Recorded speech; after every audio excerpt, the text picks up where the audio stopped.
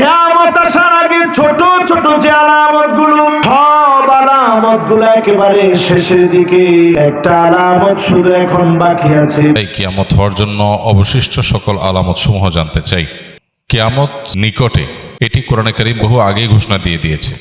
আসসালামু আলাইকুম ওয়া রাহমাতুল্লাহি ওয়া বারাকাতুহু। প্রিয় দর্শক, আমরা জানি কিয়ামত আসবে, কিয়ামত সংগঠিত হবে। প্রিয় দর্শক, কিয়ামতের বড় বড় আলামতগুলি কি কি? বর্তমান পরিস্থিতিতে কিয়ামতের আলামত কি চলে এসেছে নাকি আরো পরে আসবে? আজকে আমরা জানবো ইনশাআল্লাহ যে কিয়ামতের বড় বড় 15টি আলামত হাদিসের মধ্যে এসেছে, সেই আলামতগুলো কি কি সে বিষয়ে আজকে আমরা জানবো ইনশাআল্লাহ। আজকে আমাদের বিশেষজ্ঞ প্যানেলে বাংলাদেশের বিজ্ঞ 3 জন আলেম রয়েছেন। এই 3 জন বিজ্ঞ আলেমের কাছ থেকে আমরা জানবো যে কিয়ামতের বড় বড় 15টি আলামত, সেই আলামতগুলো কি কি এবং বর্তমান পরিস্থিতিতে কিয়ামতের আলামত কি চলে এসেছে নাকি আরো পরে আসবে, সে বিষয়ে আমরা জানবো ইনশাআল্লাহ। আজকে আমাদের বিশেষজ্ঞ প্যানেলে যে সমস্ত আলেমরা রয়েছেন, 1 number Mufti Arif bin Habib, 2 number doctor Sadiqur Rahman Azhari, 3 number Sheikh Ahmadullah. প্রিয় দর্শক, চলুন আমরা একে একে তাদের বক্তব্যগুলি শুনে আসি। আমরা শুরুতেই মুফতি আরিফ বিন হাবিবের বক্তব্যটি শুনে আসি। লা তাকুমুস সাআতু হাত্তা তাকুনা 10 আয়াত। রাসূলুল্লাহ সাল্লাল্লাহু আলাইহি সাল্লাম বলেন, 10টা বড় বড় নিদর্শন দেখা না যাওয়ার আগ পর্যন্ত কিয়ামত ঘটবে না। তুলুউশ শামসি মিন মাগরিবিহা, সূর্য ওঠে কোন দিক থেকে? ডেলি তো নবীজি বলেন তো পশ্চিম দিক থেকে সূর্য উঠবে। এটা কিয়ামতের আগে 10টা বড় আলামতের একটা। ভয়ঙ্কর একটা সৃষ্টি আসবে দুনিয়াতে, তার নাম দাজ্জাল। কি নাম? দাজ্জাল। ওয়াদ-দুখান, ধোঁয়া বের হবে, ধোঁয়া। মাটি থেকে প্রাণী বের হবে, এই প্রাণী মানুষের সাথে কথা বলবে। মাটি থেকে, জমিনের নিচ থেকে প্রাণী বের হবে, এটা মানুষের সাথে কথা বলবে। আল্লাহ বলেন এটাকে দাব্বাতুল আরদ বলা হয়। এটা ভূগর্ভ থেকে, জমিনের নিচ থেকে এটা বের হবে, এটা মানুষের সাথে কথা বলবে। ইয়াজুজ মাজুজ নামে ভয়ঙ্কর একটা সৃষ্টি দুনিয়াতে আসবে। এরা আছে, এখনো দুনিয়াতে আছে। এদের আত্মপ্রকাশ ঘটবে, আবির্ভাব ঘটবে এদের। এরা কিন্তু এমন না যে এরা নাই, এদেরকে অলরেডি সৃষ্টি করা হয়েছে। ইয়াজুজ মাজুজ এরা আবির্ভাব অপেক্ষায় আছে। মারিয়াম আলাইহিস সালাতু ওয়াস সালামের ছেলে ঈসা আলাইহিস সালাতু ওয়াস সালাম, যিনি ঈসা নবী, তিনি দুনিয়াতে আসবেন। তিনি এখন দ্বিতীয় আসমানে আছেন। তিনি এখনো মৃত্যুবরণ করেননি, তিনি দ্বিতীয় আসমানে এখনো আছেন। আল্লাহ তাকে জীবিত রাখছেন। কিয়ামতের আগে আল্লাহ তাকে ফজরের নামাজের সময় দুনিয়াতে পাঠাবেন। আর 8 নাম্বার 9 নাম্বার মনে রাখবেন, 7, 8, 9 নবীজি বলেন 3টা ভূমি ধস হবে। কয়টা? 3টা। তো 7 নাম্বার, খাসফুন বিল মাশরিকি, প্রাচ্যে একটা ভূমিধস হবে, মানে পূর্ব একটা বড় ধরনের ভূমিধস হবে দুনিয়ার পূর্ব প্রান্তে। ওয়া খাসফুন বিল মাগরিব, 8 নাম্বার, দুনিয়ার পশ্চিম প্রান্তে একটা বড় ধরনের ভূমিধস হবে। তাহলে একটা প্রাচ্যে আর একটা পাশ্চাত্যে, প্রাচ্যে মানে পূর্বে, পাশ্চাত্যে পশ্চিমে, আরব উপদ্বীপে একটা বড় ভূমিধস ঘটবে। তাহলে দুনিয়ার পূর্ব পাশে একটা ভূমিধস ঘটবে বড়, পশ্চিমে একটা ভূমিধস ঘটবে, আর আরব উপদ্বীপের মধ্যে একটা ভূমিধস ঘটবে। কয়টা হলো? 9টা। 10 নাম্বার, নিম্ন দেশ থেকে, বা আদানের একটা এলাকা আছে, এটার নিম্ন দেশ থেকে, ওইটার নাম হবে আবিয়ান। এই আবিয়ান নামক এলাকা থেকে একটা আগুন বের হবে। মানুষকে এই আগুনটা ধাক্কাইতে ধাক্কাইতে হাসরের ময়দানের দিকে নিবে। কোথায় নিবে? এই আগুনটা মানুষকে ধাক্কাইতে ধাক্কাইতে হাসরের ময়দানের দিকে নিবে। এক পর্যায়ে ওই আগুন তাদের সাথে এমন ভাবে থাকবে, মানুষের সাথে আগুন কিভাবে থাকবে দেখেন কি বলে নবীজি। এরা দিনের বেলা হাঁটাহাঁটি করবে, আগুন এদের সাথে চলবে। রাত যাপন করবে, আগুন তাদের সাথে রাত যাপন করবে। এরা দিন যাপন করবে, আগুন তাদের সাথে দিন যাপন করবে, দিনাপিত করবে। এই 10টা বড় আলামত ঘটবে। সূর্য যতক্ষণ পশ্চিম দিক থেকে না উঠবে ততক্ষণ কিয়ামত ঘটবে না, ততদিন কিয়ামত হবে না। ফাইদা তালাআত, হঠাৎ একদিন সূর্য যখন পশ্চিম দিক থেকে উঠবে, মানুষ ওই সূর্যটাকে দেখবে। মানুষ দেখবে প্রতিদিন সূর্য উঠে পূর্ব দিক থেকে, আজকে যেন পশ্চিম দিক থেকে।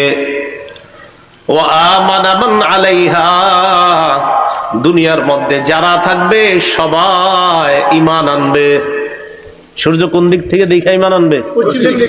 রাসূলুল্লাহ সাল্লাল্লাহু আলাইহি সাল্লাম বলেন, তখন ঈমান আনলে আর কোনো কাজ হবে না।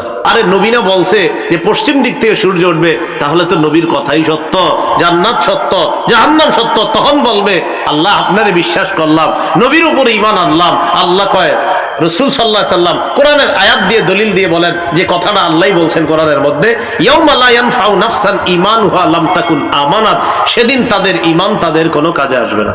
সূর্য পশ্চিম দিক থেকে উদিত হবে, আর দিনের শুরুতে মানুষের কাছে হঠাৎ একটা প্রাণী মাটির নিচ থেকে উদিত হবে, মানুষের সাথে কথা বলবে।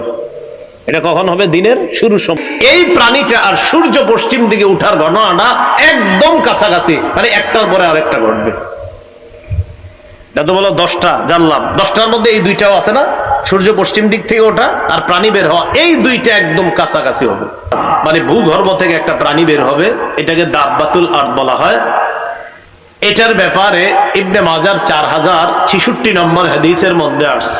নবীজি বলেন, মাটির নিচ থেকে যে প্রাণীটা বের হবে, এই প্রাণীটার সাথে সুলাইমান নবীর আংটি থাকবে আর মুসা নবীর লাঠি থাকবে। কিয়ামত আসার আগে ছোট ছোট যে আলামতগুলো, সব আলামতগুলো একেবারে শেষের দিকে, একটা আলামত শুধু এখন বাকি আছে। ইমাম মাহদী আলাইহিস সালামের আত্মপ্রকাশ। মাহদী আলাইহিস সালামের আত্মপ্রকাশ হয়ে গেলে এমন সময় আসবে, বড় বড় 10টা আলামত দেখবেন। 10টা আলামতের পরেই এই জমিনটাকে যিনি শেষ করে দিবেন তিনি কি? এমন সময় আসবে, রাষ্ট্রীয় সম্পদকে নিজস্ব সম্পদ মনে করবে। এই সময়টা এখনো আমার দেশে আসে নাই। আমানতের খেয়ানত চলবে, রাস্তার টাকা, জনগণের টাকা, দেশের টাকা কোটি কোটি ডলার হয়ে বাহিরের রাষ্ট্রে বিশাল বিশাল প্রাচীর, বিশাল বিশাল প্রাসাদ নির্মাণ হবে, ঠিক না বেঠি? 3 নম্বরে দেখবেন যাকাত মাগরামা। এমন সময় আসবে যেই সময় নিজের চোখে তাকায় দেখবেন যাকাত দেওয়াটাকে মানুষ শুধু লোক দেখানো কাজ মনে করে, নাম কাওয়াস্তে যাকাতটাকে অভিশাপ মনে করে, শুধু নামের জন্য, দেখানোর জন্য যাকাত দিবে, ঠিক না বেঠি? মানুষ দিন শিখবে, ওয়াজ করবে, খুতবা দিবে, বয়ান করবে, দুনিয়া অর্জনের জন্য যখন বয়ান হবে, আপনি খতিব হলেন, আলেম হলেন দুনিয়া অর্জনের জন্য। অনেক বড় বক্তা বলবে জন্য আপনি বক্তব্য দেন। এমন আলেমকে মাথা নিচের দিকে দিয়ে দিবে, পা উপরের দিকে দিয়ে দিবে, আল্লাহ বলবে লটকাও তাকে। এমন আলেম দিয়ে জগৎটা ভরে যাবে। এখন তাকায় দেখেন, এমন আলেম পৃথিবীর মধ্যে নাই। এমন সময় আসবে, আতার রাজুলু ইমরাতাহু, স্ত্রী আনুগত্য করবে। স্ত্রী বলবে তোমার মা বাবাকে 1 টাকাও দেওয়া দরকার নাই। এমন সময়টা যখন আসবে, স্ত্রীর কথা আপনি উঠবেন, বসবেন, স্ত্রীর কথায় মাকে কিছুই দিবেন না, বাবাকে মনে করবেন না। এমন সময় যখন চলে আসবে, আপনি বুঝবেন আযাব চলে আসার সময় চলে এসেছে, ঠিক না বেঠি? এরপরে দেখবেন এমন সময় আসবে, যাহারাতিল আসওয়াতু ফিল মাসাজিদ। খতিব সাহেবকে গিয়ে বলবে, খতিব সাহেব থামেন, এই ওয়াজ আমার এলাকায় করতে পারবেন না, আমার মসজিদে খুতবা দেওয়া যাবে না। খতিব সাহেবকে যখন আঙ্গুল উঠায় কথা বলবে, নবীজি বলছেন এগুলা এমন এমন আলামত, এই আলামতের পরেই বুঝবা বড় বড় আলামত যিনি প্রকাশ করে দিবেন তিনি কি। কিয়ামত হওয়ার জন্য অবশিষ্ট সকল আলামত সমূহ জানতে চাই। কিয়ামত নিকটে, কারীম বহু আগেই ঘোষণা দিয়ে দিয়েছে। আল্লাহ সুবহানাহু ওয়া তাআলা বলেছেন কিয়ামত নিকটবর্তী হওয়ার কথা, এটা আল্লাহ তাআলা কোরআনে জানিয়ে দিয়েছেন আরো 1450 বছর প্রায় আগে। নবী সাল্লাল্লাহু আলাইহি সাল্লামের মুজিজায় তার আঙ্গুলের ইশারায় চাঁদ দ্বিখণ্ডিত হয়েছিল। এর মধ্য দিয়ে কিয়ামত নিকটবর্তী হওয়ার ঘোষণা আল্লাহ তাআলা দিয়েছেন। অতএব কিয়ামত নিকটবর্তী, এতে কোনো সন্দেহ নাই। কিয়ামত এটি নবী সাল্লাল্লাহু আলাইহি সাল্লামের পরের পৃথিবীতে ঘটা সবচাইতে বড় ঘটনা, অর্থাৎ মাঝে কোনো নবী রাসূল থাকবেন না।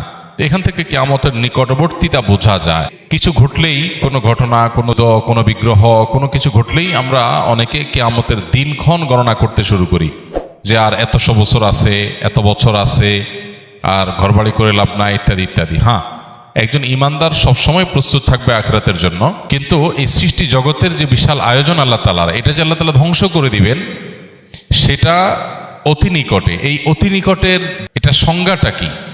অতি নিকটে মানে কত বছর? এটার ইলম একমাত্র আল্লাহর কাছে আছে। গোটা সৃষ্টি জগৎকে ধ্বংস করে আল্লাহর বিচারের মুখোমুখি করবে মানুষ এবং জিনকে, সেই মহান ইনাদ বা সেই কিয়ামত সেটি নিকটবর্তী হয়ে গেছে। এটি বলার পরও পার হয়েছে 1450 বছর। আরো কত বছর বাকি আছে আমরা জানি না। হতে পারে 200 বছর, হতে পারে 2000 বছর, হতে পারে আরো কম বা বেশি। এর ইলম একমাত্র আল্লাহর কাছে আছে। কোরআনে বারবার করে এই বিষয়টা আমাদেরকে সতর্ক করা হয়েছে যে কিয়ামতের ইলম, কিয়ামতের সময় ক্ষণের ইলম একমাত্র কার কাছে আছে? আল্লাহ রাব্বুল আলামিনের কাছে। ঠিক কবে হবে এই দিনক্ষণ আমরা কেউই আসলে জানি না। এটা জানেন কে? আল্লাহ রাব্বুল আলামিন। তবে হ্যাঁ, কিয়ামতের অনেক আলামত আছে জানতে। কিয়ামতের সকল আলামত একসাথে জানানো কঠিন। কিয়ামতের আলামতগুলো দুই প্রকার। একটা হলো আলামাতে কুবরা, বড় আলামত। বড় আলামত বলতে উদ্দেশ্য হলো যেগুলো কিয়ামতের ঠিক কাছাকাছি সময়ে একেবারে শেষ মুহূর্তে প্রকাশ পাবে। যেমন সূর্য প্রতিদিন পূর্ব দিক থেকে উঠে, ওই দিন পশ্চিম দিক থেকে উঠবে, তখন সবাই বুঝে যাবে যে হ্যাঁ শেষ। তখন তওবা করলো আর তওবা কবুল হবে না। একটা আরো কিয়ামতের 9টি আলামত আছে। হাদিসে মোট 10টি আলামতের কথা বলা হচ্ছে। এগুলো কিয়ামতের একেবারে নিকটবর্তী সময়। ইয়াজুজ মাজুজের প্রকাশ, আত্মপ্রকাশ ঘটবে। দাব্বাতুল আরদ, একটা প্রাণী অলৌকিকভাবে প্রকাশিত হবে, ইত্যাদি ইত্যাদি কিয়ামতের আলামত আছে। কিয়ামতের আলামত এরকম ছোট ছোট লোকেরা তারা বড় বড় লোকে পরিণত হবে। রাখাল, সাধারণ রাখাল হঠাৎ কিছুদিনের মধ্যে দেখা যাবে সে অট্টালিকার মালিক হয়ে গেছে। এটা ভালো বা মন্দ না, হতে পারে হালাল পথে মালিক হলে এটা ভালো কিছু, খারাপ কিছু না, কিন্তু এটা কিয়ামতের আলামত যে রাতারাতি পরিবর্তন হবে।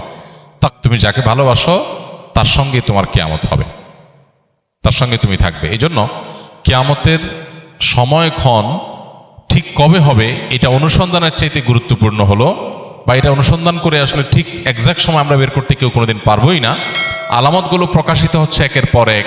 প্রিয় দর্শক, এতক্ষণ আমরা শুনছিলাম বাংলাদেশের বিজ্ঞ 3 জন আলেমের কাছ থেকে যে কিয়ামতের বড় বড় 15টি আলামত হাদিসের মধ্যে এসেছে। সেই আলামতগুলো কি কি আমরা শুনছিলাম বিজ্ঞ আলেমদের কাছ থেকে।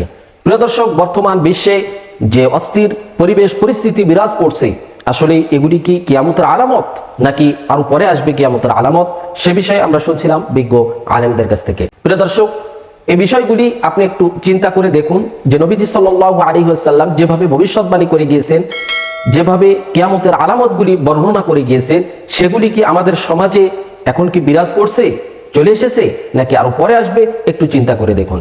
প্রিয় দর্শক, আমরা এখানে বিজ্ঞ 3 জন আলেমের কথাগুলি শুনলাম। এই 3 জন বিজ্ঞ আলেমের মধ্য থেকে যার কথাগুলি কোরআন ও হাদিসের দলিল ভিত্তিক মনে হবে, আমরা তার কথাটাই, তার মতটাই গ্রহণ করে নেব ইনশাআল্লাহ। দর্শক, সর্বোপরি আল্লাহ তাআলার কাছে দোয়া করি আল্লাহ তাআলা আমাদের সবাইকে যেন সকল প্রকার ফিতনা থেকে, সকল প্রকার বিপদ মুসিবত থেকে আল্লাহ তাআলা আমাদেরকে যেন হেফাজত করেন। আল্লাহ তাআলা আমাদের সবাইকে যেন কোরআন ও হাদিসের সঠিক পথে আমাদেরকে যেন পরিচালিত করেন। প্রিয় দর্শক, আমরা একেবারে ভিডিও শেষ প্রান্তে চলে এসেছি। আমি মিনারুল ইসলাম আজকের মতো এখানেই বিদায় নিচ্ছি। দেখা হবে অন্য কোনো ভিডিওতে। সে পর্যন্ত সকলে ভালো থাকবেন, সুস্থ থাকবেন। আসসালামু আলাইকুম ওয়া রাহমাতুল্লাহি ওয়া বারাকাতুহু।